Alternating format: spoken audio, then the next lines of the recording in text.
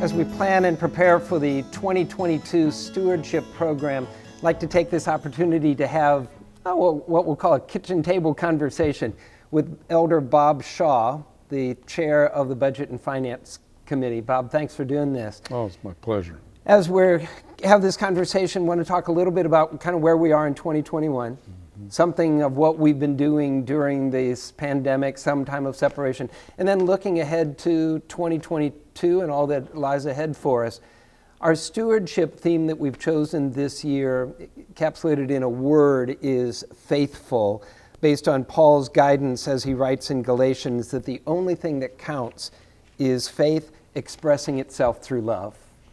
You know, I really can relate to that theme, and I think I told you that some weeks ago when you suggested it, because it brought to mind three reasons for us to celebrate faithfulness. And number one is the TAB congregation has been known as a generous congregation for years. In the last 2 years especially, given what we've been through as a society, have just demonstrated that immensely. Also, there's the faithfulness of the staff here at TAB and the elders, because they're the ones who make sure that we live within our means. And that's a stewardship responsibility we share, and that is shown by the way it comes together. But third, and certainly not last, is the faithfulness of God. Because He meets our needs. My favorite hymn is "Great is Thy Faithfulness," because in that chorus it says, "All that I've needed, Thy hand has provided." And He provides that and then some more. So it's a wonderful celebration, I think, of faithfulness. Beautiful. That's a wonderful way to express what gets captured just in that one word, faithfulness. And really, as we look over this past year and a half now, I too am stunned, inspired at times by the faithfulness of the congregation. Worship, both in person and online, has been extraordinary in many ways. We've been blessed with wonderful music, both traditional and contemporary, and so grateful for the musicians that lead us. I look at the programs of the life of the church, the Spiritual Growth and Development Committee with adults, the youth ministries, the children's ministry, Vacation Bible School, all up and running in very creative ways, both in person and virtually online.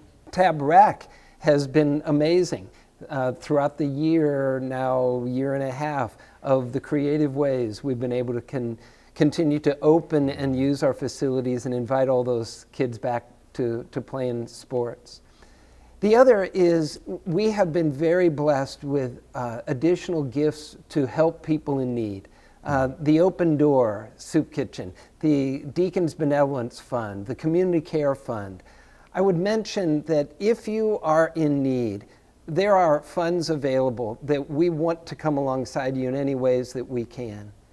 I know we've talked throughout the year that we've spent a good amount of time and attention, while the building has been less used, of maintaining and enhancing, and a lot of that information will be given to folks in the stewardship materials we'll be sending out.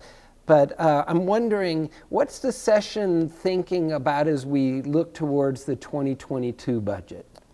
Well, we really took a seriously conservative approach to what we think 2022 is going to look like. It's always we're kind of wondering what lies ahead, but that's the nature of what we do. And so what we've asked for, or what we're asking for in this upcoming budget, is a very modest 2.2% increase in overall spending. The interesting thing about that is that corresponds to a 0.5% increase in contributions.